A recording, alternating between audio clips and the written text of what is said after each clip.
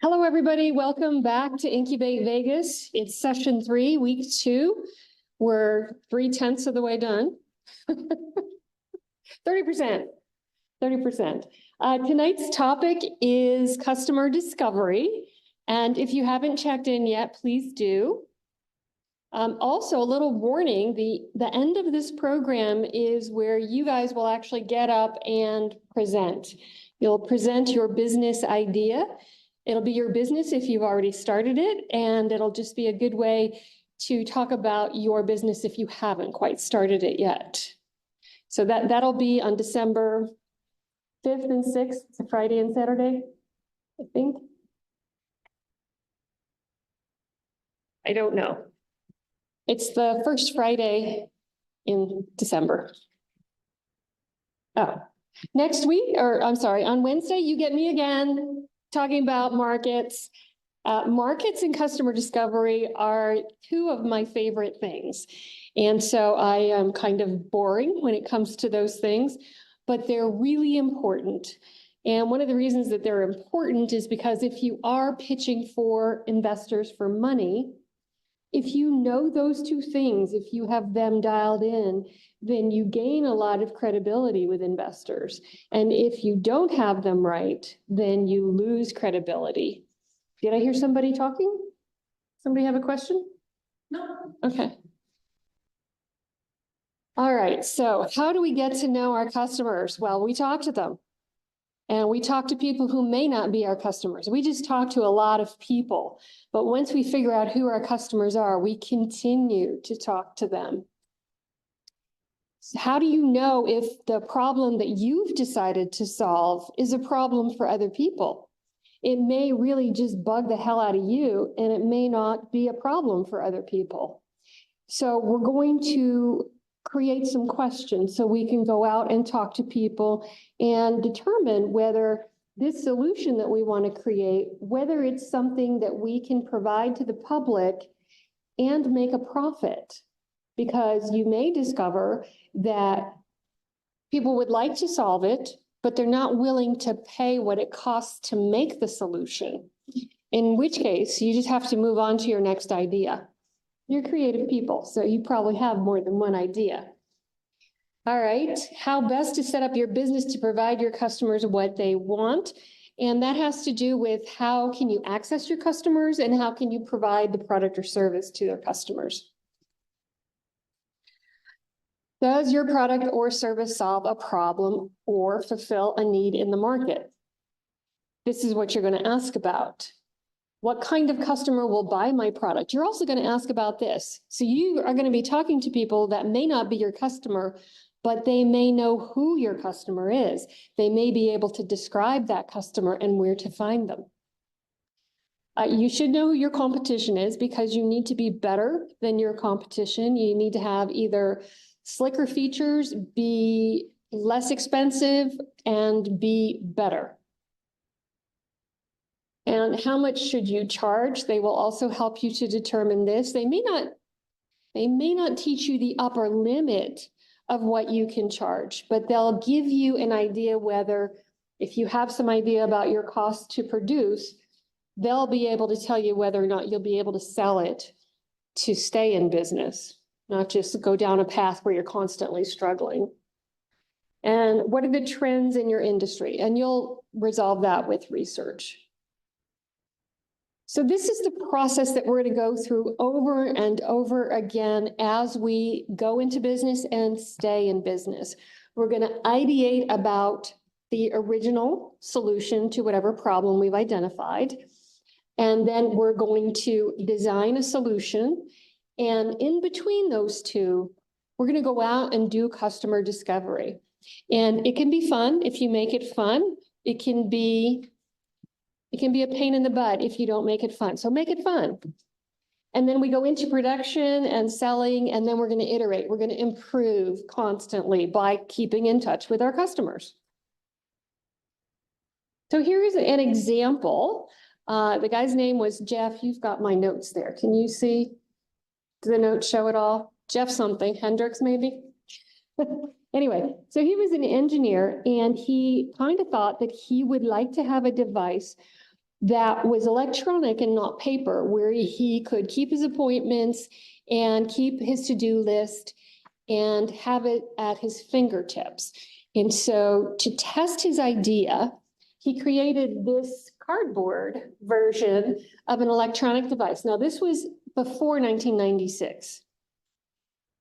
So he put it in his pocket and he carried it around for 2 to 3 weeks. And he found that he would use it. He would remember to pull it out. He had a little stylus that was made out of a wooden dowel. And he would pretend to enter things into his little Palm Pilot. And after doing it for 2 or 3 weeks, he asked other people if they would do it. He went out and did customer discovery. He could show this mock-up that he had and asked people if they would consider using it. Now, he was an engineer, so, they're much more digital, much more interested in making sure that they have the precise date and time of their appointments. So anyway, this is what came out of it. This was the final Palm Pilot. This was in 1996, and it was 11 years later that the Apple iPhone came out. And so now everybody has all of their appointments at their fingertips. But this was one of the first electronic products that people could carry around with them. And before the iPhone, of course, there was the BlackBerry. So to do this customer validation, it is a 2-step process. We're going to ask potential customers, and then we're going to test the solution.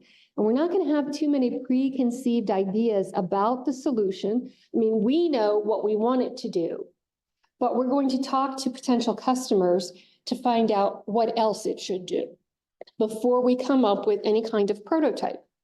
So 2 steps. One is asking if they've identified this same problem that you have, asking if it is a problem. And actually, if we just go to the next slide, we're probably getting a bunch of ideas here. So in order to go out and talk to people, you have to describe the situation that made you want to create a solution. And so we can think of it as a problem, but if we think of it first as a situation, then we're not giving it the stigma of being a problem. We're just saying, did you ever notice that this happens? So that's kind of how you start. And then you're going to ask open-ended, unbiased questions. I'm sure that you've been polled a lot by political agents in the last 3 weeks. We are a battleground state after all. And a lot of times the questions that they are asking lead you to the answer. And that is not what we want to do. We want to ask open-ended questions so that people will give us more information so that we can refine what it is that we're working on. So here are 12 questions. There can be more. You can add on to these. Have you experienced this situation? So remember, we're describing it as a situation and not so much as a problem to start. Then you can ask if that situation is a problem. Is this a problem for you? Where and when do you experience this situation? So it may be different from when you experience it. So you would like to know that because you may have a bigger customer base than you think you do. How are you currently dealing with the situation? And it may be a situation that is not something that they've thought about even solving. Maybe you have an easier solution to whatever that problem is, but it didn't occur to them that it could be solved, that it could be better. How interested are you in an easier solution on a scale of 1 to 10? Okay, so now you're trying to ask them to quantify how big is this problem. If it's a scale of 1 to 10 and they're at a 2 or 3, not really so much of a problem. It's kind of like living in Las Vegas and it's hot in the summertime. Well, that's a given. You know it's going to be hot. So what do? You just stay in the air conditioning more. You only go out at night. You learn to deal with it because there's not that much that you can do with it. So a low number on the scale of 1 to 10 may mean that it doesn't matter how elegant your solution is, they're not going to pay for it. So 1 to 10, that gives us a little bit of degree of the problem. How many others do you know that experience this situation? Again, we're trying to pull more information out of them. How long should you have to wait for the solution to work? So Ozempic is really popular now for weight loss, and it works really fast. I mean, it works much faster than going on a regular diet. Like, you see results within 2 to 3 weeks. And for people who have struggled with dieting their whole life, that's really fast. And it continues to work very quickly. So of course, people want to pay for that because it makes it easier to lose weight without having to watch so much what you eat and do a lot of exercise. And so it is a great solution to this problem. So your question is, how long should you have to wait for the solution to work? Sometimes with other drugs, where you have to kind of have the drug in your system for a while before you are protected from whatever the situation is. For example, allergies. A lot of the allergy drugs will work after you've been taking it for about a month. And there are other drugs like that too, where it just kind of has to get in your system, and then whatever the ailment is doesn't bother you as much. This can be true of software too. With a software solution for something, it can take so long to learn the software that people give up before they've mastered it. And so they're paying for software that they don't use. This often happens in corporate world, where the IT person who's like super tech savvy, he's like, oh, this is great, I can use it. He has all of this experience with all of these other software solutions. And so it's intuitive for him, where it may not be intuitive for everybody who works at the company. And so they make a big investment in software, and then most people don't use it because it's too hard to learn. Okay, how much time are you willing to invest in learning a solution? That's the same deal with the software. And are you willing to pay for a better solution? This is the crux of the matter. Now, we've tried to draw out as much information as we can beforehand, before we ask them, what are they willing to pay? Are you willing to pay? How much would a faster solution be worth to you? So now you're trying to quantify, again, how big is the problem and how good is your solution? You haven't described your solution at all yet. Okay. If it's a one-time solution, how often are you willing to pay for it? So to illustrate this situation, I color my hair. It lasts about 6 weeks, and then I do it again. It's not super expensive because I do it myself versus going to the salon. If I were paying $200 a pop, I probably wouldn't do it, but that's just me. After we have gone and talked to people, and Fremont Street is an excellent place to go and talk to people. So you guys in the classroom, you have questions written out for you. There's a little bit of a script there on how you'll talk to people to get them to spend time with you on the questionnaire. You don't want to take too long with them. 12 questions is a lot of questions, but if you move through it quickly, they may even enjoy themselves. Fremont Street is good because you get a cross section of people there. A lot of them are tourists. Some of them are local, and it's the tourists that you really want to get this cross section of opinions. They may come from different parts of the country. Yes? So is the script under discovery questions? Is that what the script is, where it says, I'm anybody entrepreneur? Yes. Oh. Yeah, so there's script, and then at the end, there's probably kind of a closing statement there. So I tried to make it as easy as possible for you guys to go out and do this. And you can ask customer discovery questions of your friends and family, but they're going to want to give you the answers that they think you want to hear. So it's really much better to go out and talk to strangers. If you belong to a church or another association, a networking group, those people also know you. You may not know them well, but they want to help you. And so they're going to tell you what they think you want to hear. Whereas if you go to complete strangers at a sporting event or up at Fremont Street or a music festival, you're talking to strangers there, They don't have any skin in the game. They don't know who you are. If you're young enough, you can say that you're a college student doing research. People love to help college students. If you're just a budding entrepreneur, I think people like to help them too. But you do have to be efficient about how you're asking your questions. And if they're really helpful, then you can ask them if, after you take all of this information back and work on your solution, if they would like to see or understand the solution that you've come up with and answer some more questions. And they may be willing to do that. And they're great because they could be your first customers. So take down their, whatever information they're willing to give you, if it's their name and phone number, name and email, whatever it is, let them know that you'll contact them when you have your solution kind of fleshed out a little bit more. And so this is the next part. Well, actually, we should stop for a moment and say, okay, you're going to take all this data and you're going to kind of make a list of everything that people said and kind of make hash marks for the things that came up consistently, especially if it's different from how you were thinking about your solution. So if everybody thinks that it should do one thing that hadn't occurred to you, then you should probably try to incorporate that.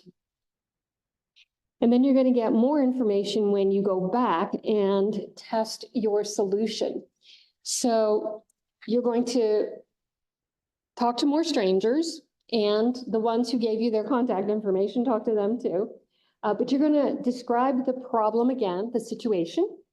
And then you're going to describe your solution, or if you have a prototype, like the fella Jeff had for the Palm Pilot, then you can show that to them and demonstrate it a little bit. What we don't want to do is build a full-fledged product, a software product, without talking to customers, because especially engineers have a tendency to over-engineer their solutions. So instead of just solving the immediate problem, they wanted to do this and this and this. And so you've got a tremendous amount of other stuff that maybe your customer doesn't want, and you've wasted a lot of time creating it. So in this very building, just down the hall, there is a makerspace. And so they have a lot of 3D printers. And so if what you're making is a physical product, you can come here, take an hour-and-a-half class, and then you get access to all of these databases, and you could design a prototype, even if it doesn't function, if it's just like the size of the box of whatever it is that you're doing, or it has some of the features. Probably not, an actual working version, but like it needs doors, but the doors don't open. You can at least show where the doors would be. Now we're going to take this, whatever it is, and we're going to go back up to Fremont Street and reiterate the problem and show and describe your solution. And let them touch it if you have something that's physical, or let them ask questions about how it works. And then we're going to go through these questions. And again, take notes. Do you think this will solve the problem? So you've already described the problem, and now you've got a description or maybe fake screenshots. There's a software program called Balsamic, and you can make wireframes of different products. And so there are ways to very inexpensively make sort of a demo product. So do you think this will solve the problem? Why or why not? By asking why not, they may give you another idea that you can incorporate into this product or service. What else do you think it should do? You'd be surprised what comes up with this. How would you change it? A lot of times changing it will mean make the screen bigger, make it a different color, make it smaller. It'll be things like that where they're thinking about how they would use it in real life and how it should change so that they could use it. Do you think the other people that you know with this problem would like this solution? Now that's kind of a yes or no question, which we try to avoid, but we're trying to get them to put themselves in other people's place. And so you can ask a follow-on question. If they say maybe, then you can ask, okay, well, what do you think is the doubt that this person would have that they wouldn't use it? If it's just a maybe and not a yes, or if it's a no, you can ask again, why? Why no? What doesn't it do? What would you be willing to pay for this solution? Okay, that's the crux of the matter there. If you know from doing some research that it's going to cost you $10 to produce it, and they are willing to pay $2, then you've got a problem. How often would you buy it? So if it's something that they're going to buy on a repeat basis, like Hostess Twinkies, satisfy that craving, then it shouldn't be a super expensive product.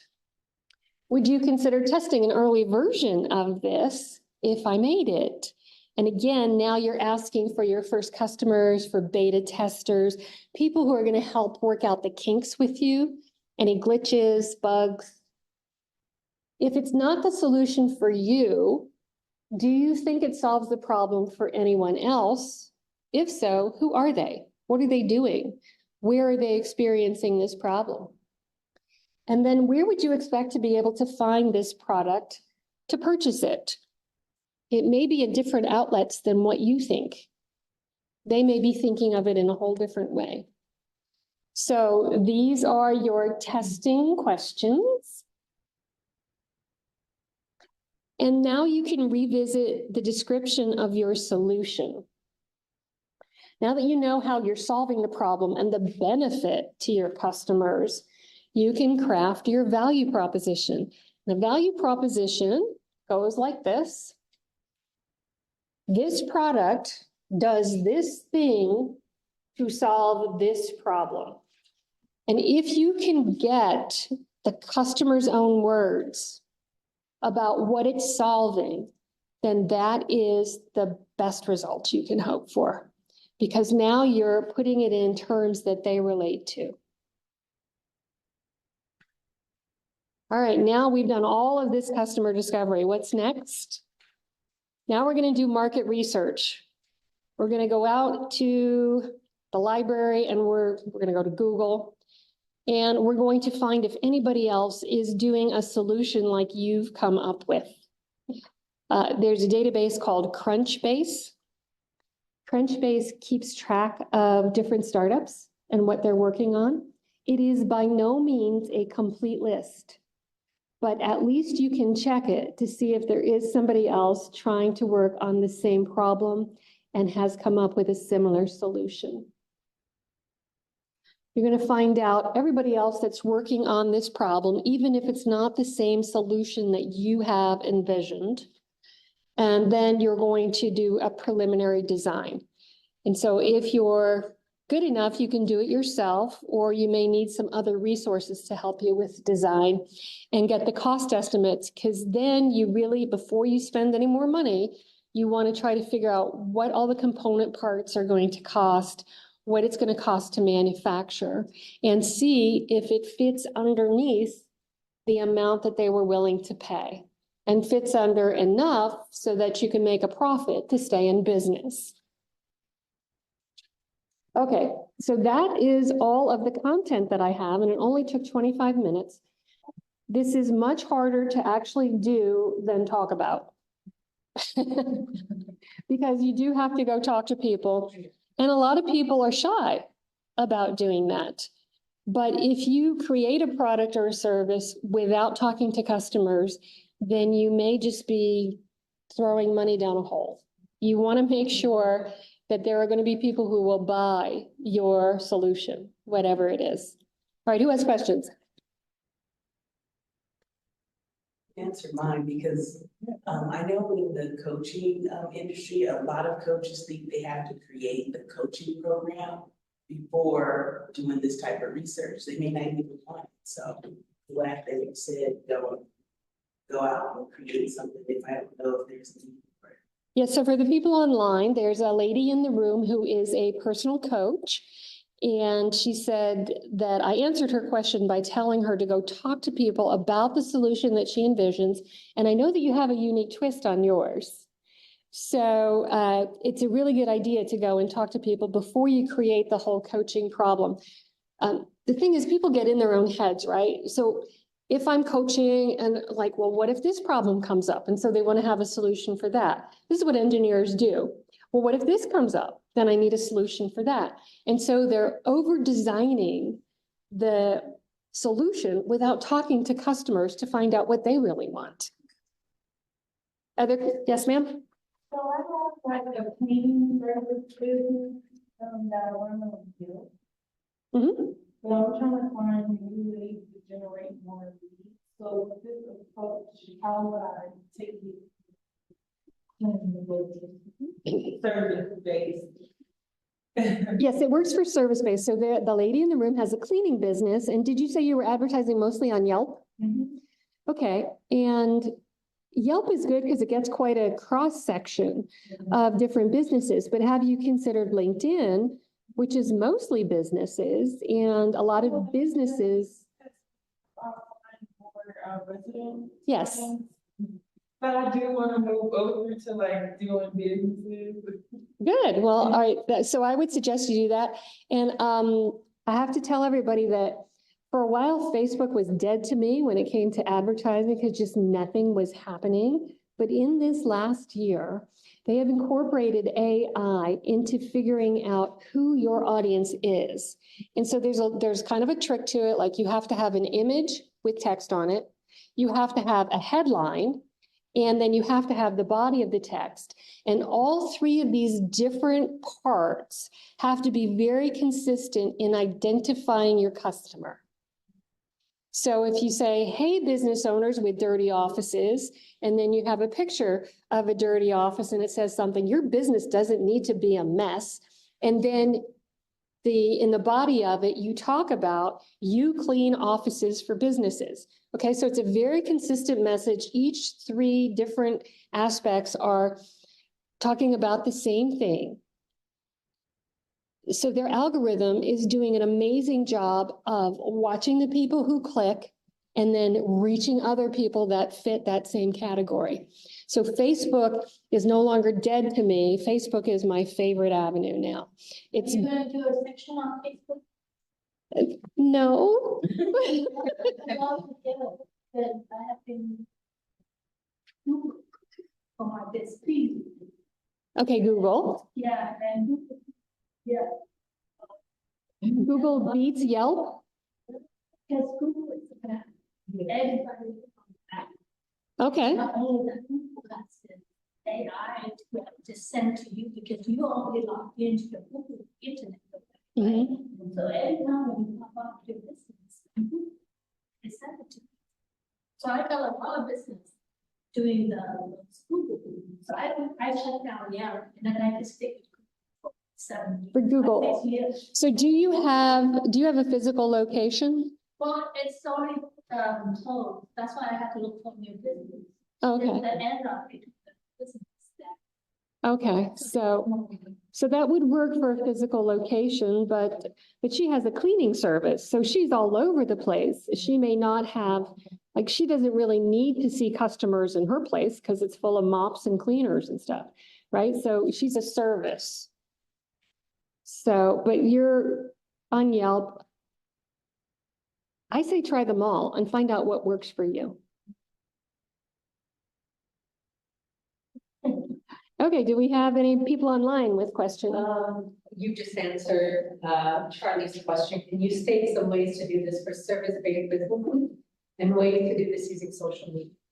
Oh, yes. Well, like I'm a new fan of Facebook, but I would suggest trying all of them. If you have a physical product, TikTok and Instagram, where you're showing images of your product in use or videos of people using it, that's really good for products. And all of them have videos now. So on the Hello. Facebook, there's Hello, Maggie. This is Charlie online. Hi, Charlie. Hi. I wanted to, okay, like my business is a freight dispatch business. I help truckers load plan for their businesses. And how would I demonstrate that, like using TikTok? Like I do want to go live on there, but I don't even know like what I should do. Well, your customers are truckers, correct? Correct. Mm-hmm. Are they watching a lot of TikTok? They listen to stuff, yeah. I don't But think not TikTok is the avenue for truckers as customers. okay. Maybe. Okay. Hi, this is Jamie. I do see a lot of truckers on TikTok who have a lot of content. Mm-hmm. So do you not think that that could be a good avenue for her to kind of tag or research those truckers? Okay, Mm-hmm. I say try them all. You don't have to spend big. There's usually a daily minimum.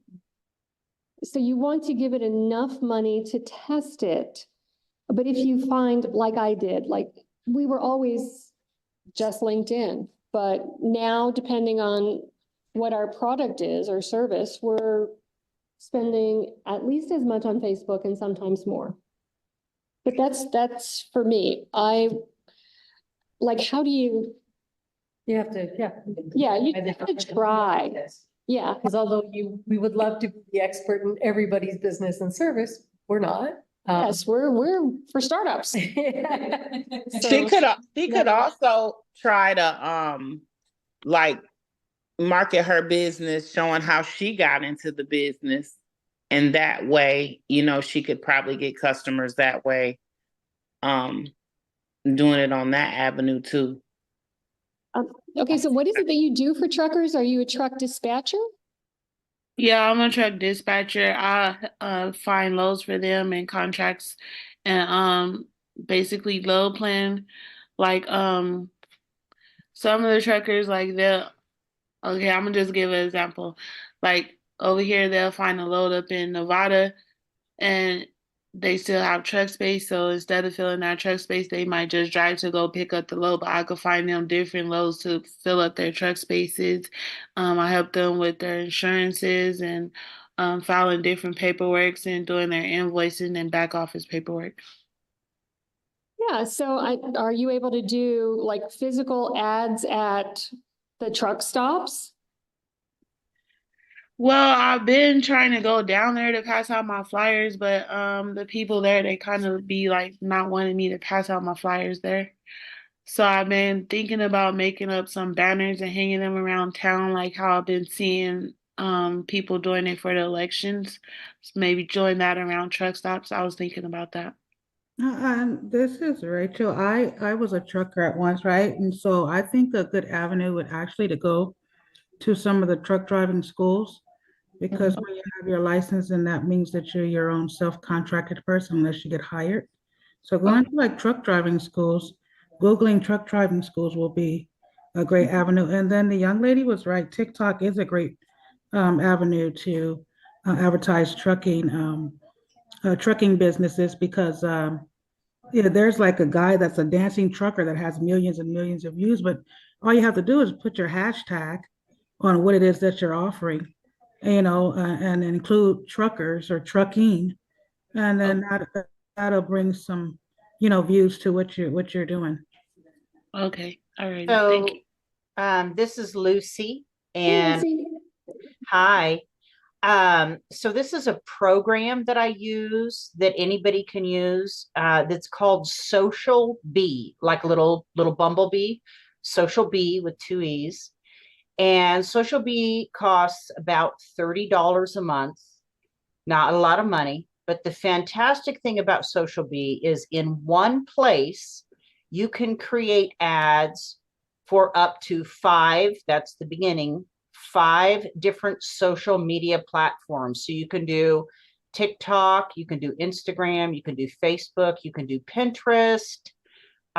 There's multiple choices of where you want to post your ads at. In one place, you can make an ad with an image, with text. It also has free Canva, which is very nice. You can make very pretty ads. You also can create your hashtags and save them, and different hashtags. You can use as many as you want. And you build your ad in one place on Social Bee. It checks every single ad for every location you want to place it, whether you have the right formatting, the right number of words, the right size of picture, everything's kosher. And then it allows you to schedule those ads. So you can schedule ads that are running while you're busy doing other things. I probably have about 17 posts going up every week across all the different platforms. It's helping tremendously drive my business. Great advertising for only $30 a month. Very easy to use. You can learn to use it pretty efficiently within about an hour or two. And I highly recommend it for saving a ton of time. Lucy, can you do me a favor? Uh-huh. Can you drop that link in maybe Slack and in the chat? Yes. Thank you. Lucy, can you hear me? Yes. I have a Yes. question. Do you have to have an account already set up on those 5 different platforms? Yes. So you go open your accounts on all the platforms that you want to be on, and then which is free. You're not paying for that. You do that. And then once you have all of your accounts open, then you can use Social Bee. You just put it in there once, and Social Bee remembers where everything is. And it just, like a secretary, it runs for you, posting those ads any time of the day, as many times as you want, over and over again. You schedule it. It does the job for you all month long. Thank you, Lucy. Thank you, Lucy. Uh-huh. We have one more question in the room and then we have a few online. Okay, I'm sorry, I forgot. Coach? Put me in, Coach. Hi. I'm so sorry. Look at Social D. I do have a question. I wanted to make sure we got back to your question before we jump back online. Did you have a question earlier? I think that platform that she was talking about is similar to HubSpot and some other Hootsuite and some other ones. Yes, but Hootsuite, I think you pay for more than $30 a month. So we have a question from Johnny online. Do these questions that are up on the screen, do they change if your model is B2B? You probably don't have to ask as many questions, and it's harder to go to Fremont Street to ask business people these questions. So you're going to be better off trying to do it at a trade show where your people will be located. That's a great time to ask questions of a B2B person.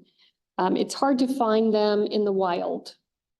Would you suggest like getting a vendor table and setting up to talk to people? You don't even have to do that if it's a big trade show. You just walk around and talk to people. Like, because if you're there as a guest, everybody who's in a booth wants to talk to you. Yeah. You're going to flip it by talking to them and asking them questions. Yeah. Yeah, they may leave you quickly because there's, another customer that they think. But yeah, you will find some people, like go to the booths that don't have people at them, talk to the vendors. Can I ask how effective that is though? Because isn't that essentially kind of shooting in the dark if you're saying to go to trade shows and kind of go up to certain booths? Wouldn't it be feasible then to be more strategic about who it is that you're targeting if it is B2B based on either metrics or KPIs that you're trying to acquire when seeking a particular B2B client? I'm trying to determine how going to a trade show and going from booth to booth would be effective. There are different trade shows, right? So CES would be something more consumer tech. There's what do you call that? The bridal trade show, which I think would be more for if you're an event planner, or I think one lady here does paintings at weddings. Yeah, that's so yeah, but to answer your question, usually people are going to solve a problem that they're familiar with. So they're probably already in the industry in which they're going to find a solution. So they may have their own contacts already. It's hard to find a place where there are a group of people who are involved in the same industry other than at trade shows. And so, yes, it's a little bit of shooting in the dark, but the odds are already better because it's specific to your industry. Mm-hmm.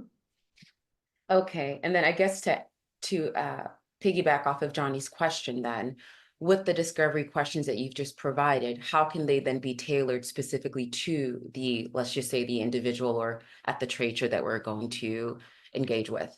Like how will these questions change to support acquiring the answers we need from another B2B client. If you're working with a business and you are somewhat shooting in the dark because you're just talking to people that are part of the industry, the questions like who else would be dealing with the situation? The question should be modified to say, okay, who would have purchasing power? Who would be the signing authority that would be able to bring this product into the business? So you're trying to find the title of the person that should be your target customer.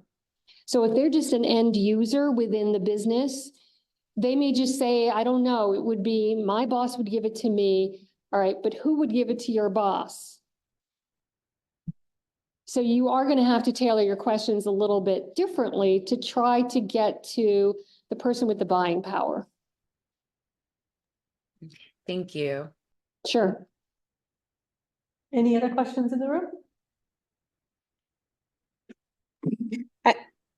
I have my hand raised. Hello, it's Hi. Jamie Morgan, and I'm trying to. I read the questions and I'm trying to figure out for the type of business that I have. I know that most trade shows will probably be like weddings, right? Like the wedding shows that they have around town, because I do grazing tables and things like that. And so I'm trying to figure out how I would pitch my business to the trade show consumers, if that's what we're talking about. So you do what with tables? I do charcuterie boards and grazing tables. Like I do weddings and birthdays and events of all sorts when it comes to like parties and events. And so and even personal, right? Like my business right now is local. I have some corporate companies that I have contracts with, but I'm just trying to figure out how that. I think that's been my biggest issue, is like how to pitch and kind of tailor my business to what it needs to say to certain like companies and corporate companies, because that's the main goal. Yeah, so I think that for social media, you're perfect for Instagram or TikTok, where you're showing your beautiful spreads. You are kind of both in the direct to consumer as well as business to business. But when you're going to the wedding show, you should be bringing pictures of your different boards and looking to partner with the event planners and some of the other people there. So you can create that network like we talked about last week in the business model canvas. You can gain a lot of partners where you can get each other paid. Okay. I wasn't here last week. My husband's aunt passed away. And then I had some things I needed to do. So I couldn't make last week, and I'm really sad about it. Recorded. Don't worry, it's recorded. You can find it on Disco. On Disco, there's the playlist to all of our recordings from these sessions. Okay. So you could watch it. Okay, thank you so much. You're welcome. Other questions? KMC Consulting Services has their hand raised. Oh, my apologies. That was me earlier. Oh, But I did want to ask though, because my solution that I provide is a programs as a service, and my target market are nonprofits. And so ideally, what I try to do is, leverage research and at least best practices within the industry to support, pitching the solution that we're providing as the program. The challenge that I've always come across is getting the nonprofits to really see that the research and the program that we're offering resolves their pain points in program development. And that has always been a nuance to pitch. And so it's one of the reasons why I was drilling down on the discovery questions, because I find that sometimes the discovery questions don't necessarily are not as effective as me putting out, the latest research showing that this program is necessary for, their particular nonprofit or mission that they're providing. And so it's kind of challenging for me, to engage at a trade show. Most of the program managers, program directors, or COOs are not on TikTok because they're so busy trenched in work. So it's always challenging to really engage in a way that's supportive of, pushing, not pushing, but, selling the solution. And so I'm usually stuck. And so that's why I'm hoping that, maybe we can find the avenue. Well, Yes. I have a thought for you. Yes. So you're an expert. And so you want to gain more reputation as an expert. And one way to do that is by having handouts or instructional videos or just little things that you can give away for free that will gain your credibility with your audience so that when they have a question, you will come to mind.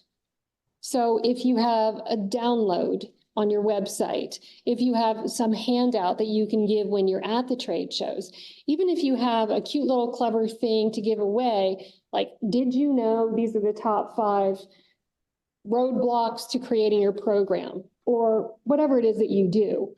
But there has to be a way for you to establish yourself as an expert by giving away something so that they will remember you and come to you when they have this problem.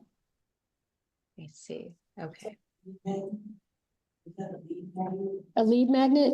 Yeah, sure. Anytime you can get people to come to your website and download something, you're going to capture information from them. You're going to get the name of their company, their role, their name, their email, and you can even ask a couple of questions. Don't make them mandatory, but ask a couple of questions about what is the thing that's holding you back, or just something where if they're really frustrated, they'll write something down and then you can get back to them. Right. I have a question. Yes. Hi, this is Marissa. My business is Wool Cats. I sell wool cat caves and wool cat toys. I do a lot of farmers markets locally, craft shows. And for the last 2 years, I've been doing a lot of cat shows. So I just traveled to California over the weekend. I went to Phoenix two weeks ago. And I went to Cleveland International Cat Expo a few weeks ago. So I always start with the first question. Have your cats ever used a wool cat toy or a cat house? And 95% of people say no. But what I get, the ones that stump me are my cats are too old to play. They don't like to play, or my cat already has so many toys. So what would you counter with that, or any of those? Well, why do you focus on wool? I don't have cats. I'm allergic to them. But it seems to me they're always playful. But why wool? So wool has a lot of benefits for us, but for cats love the smell of wool. There is a pheromone that's similar to wool moms when they were nursing. So sheep produce something called wool grease. So if you shear a sheep, they have some grease running down their back. It's like an oil, and it keeps their fleece waterproof and odor-free. Cats love that smell. And that's what reminds them of their mom and when they were nursing. But wool is a very durable fiber. All of my products are hand felted. It's good for the earth. It's odor resistant and stain resistant. And my products are super cute, but they're safe compared to like plastic toys. So there's all kinds of benefits, and they're handmade. People like handmade products. So that's why you don't need any catnip or anything with wool. So that's my thing. I do all wool toys and cat caves.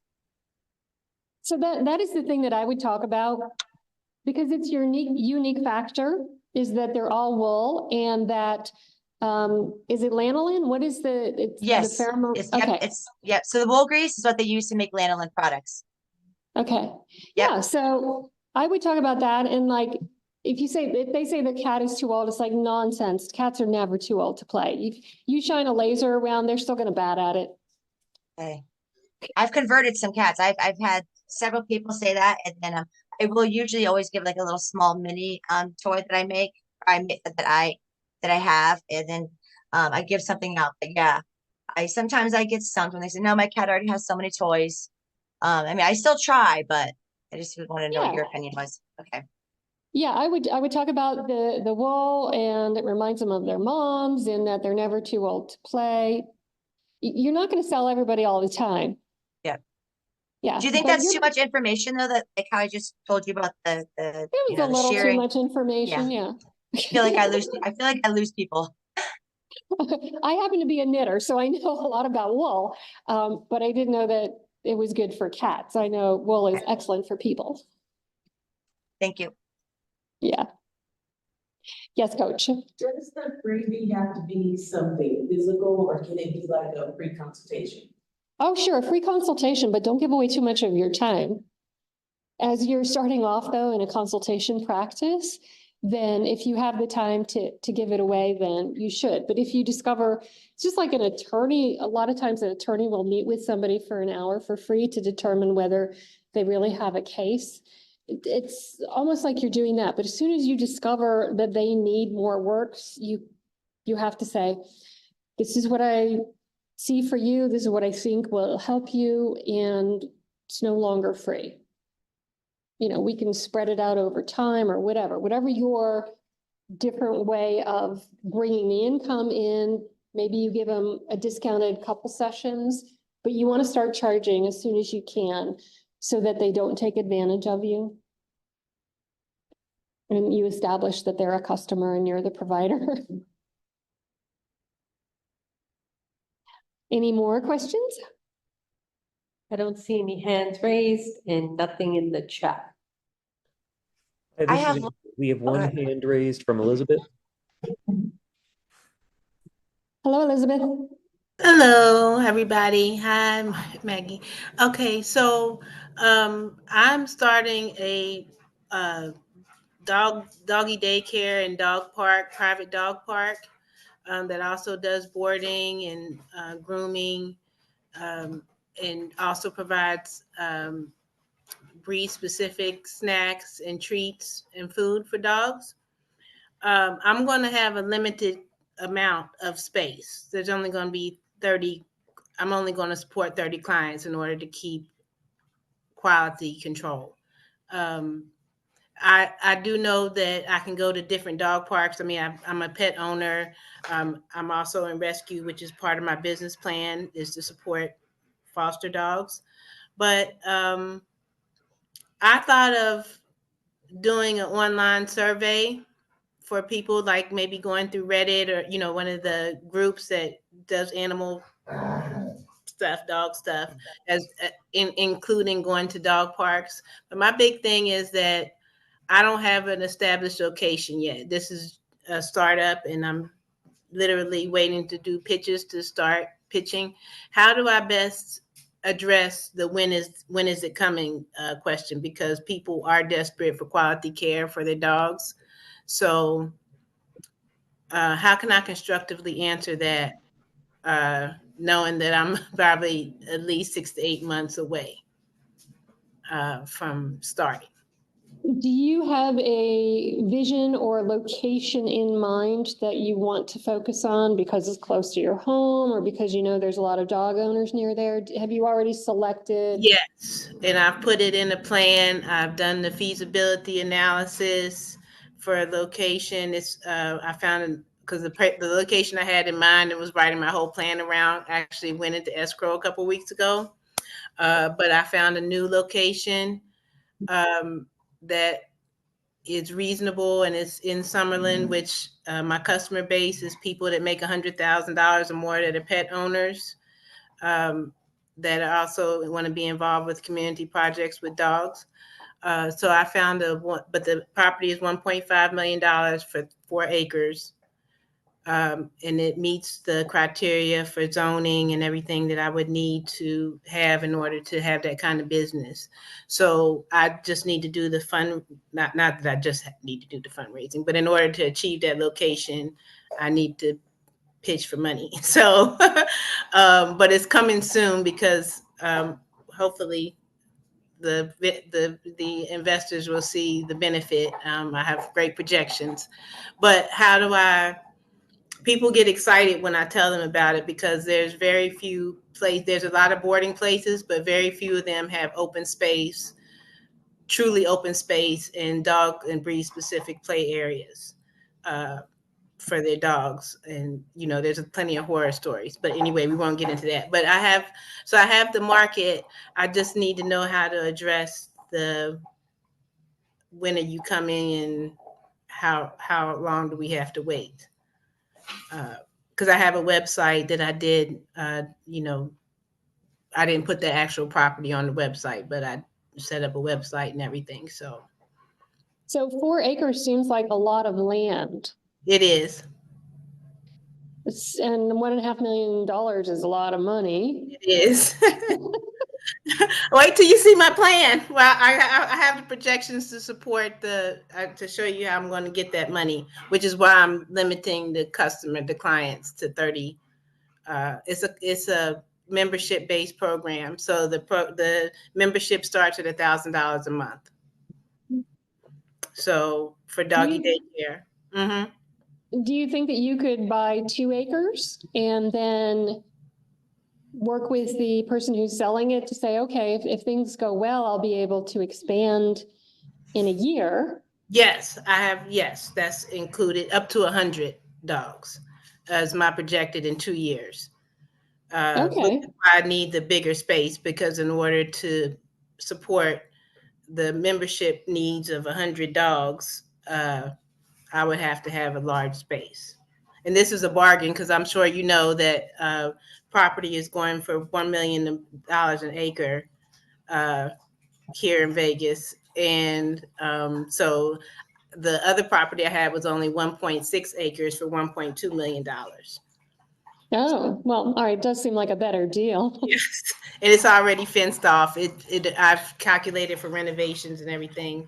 I haven't sent you my plan over yet, but anyway, I digress. So, yeah, so the coming soon, since I haven't secured the property, is yeah. So that's a really tough question. It sounds like you've already been polling a lot of people, maybe gathering names. Have you asked them to introduce you to the real estate investors that they know? No, but I have had Gemini through ChatGPT pull up investor groups that are interested in pet-based companies. Have you approached them yet? Not yet, because this is why I'm taking this class, because I want to refine and hone my. Yeah, we're gonna work on your pitch deck. Yes. Yes. Okay, good. I don't know how you answer them. Okay. Ladies, as to how long it's going to be. I mean, Okay. you can tell them that you're working on it, and in the meantime, they're solving the problem somewhere else, right? You know that. They've got their dogs, they need to go out and do stuff, so they already have some solution. And Right. they may be looking forward to your better solution. Yes. Yeah. Yes, because they won't have to worry about their dogs being, locked up in the garage or in a cage for, 22 hours a day and paying extra for walks. Yes. And, so amenities. But if you go to a boarding place and they say they board dogs, but they have no yard, that means your dog is going to be locked up in the cage for 22 hours a day. Yeah. And that's a problem. And and there's so many people that are working, they need a decent daycare where the dogs are not just standing around looking at each other, maybe not being stimulated socially or mentally. So that's what my park offers. So I've done the competitive differentiation chart and everything. So people get so excited when I tell them about it that when they say, so when are you, when is it coming? Then I'm kind of stuck. So I've just been telling people in the next 6 to 8 months. Well, you should be a little bit more honest with them and say, it's coming just as soon as I can find investors to help me purchase this business. Yeah, I add that on. Yes, as soon as I get funded. And so I'm trying to, and this is going off later into the program, to maybe even have people pre-sign so I can show the investors that there's a strong interest in the park. So, yes, and if you're going to start with 30 people, I would go out and get 60 names. Okay. And say that you're planning to start with 30 people and you know that there is demand because you have 60 to 70 names of people who will switch immediately as soon as the facility is open. Okay. And that would look better to the investors, right? Absolutely, right?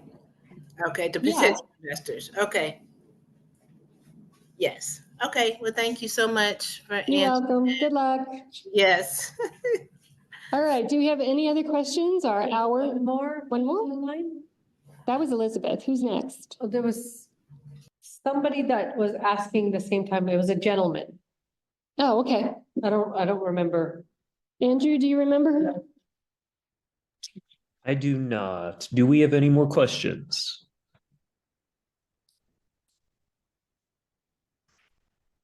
I might have a question. Go ahead. Of these 12 questions, so if you're at an event or a trade show or something and you have people coming up to your booth, so you know they're already kind of interested, where do I start other than like I do ask, have you ever gotten your had a wool toy? How many of these questions and which one should I use to try to sell my product to potential customers? Okay, so when you're selling your product, you're going to use your value proposition. Oh, okay. This product, okay, because it does why.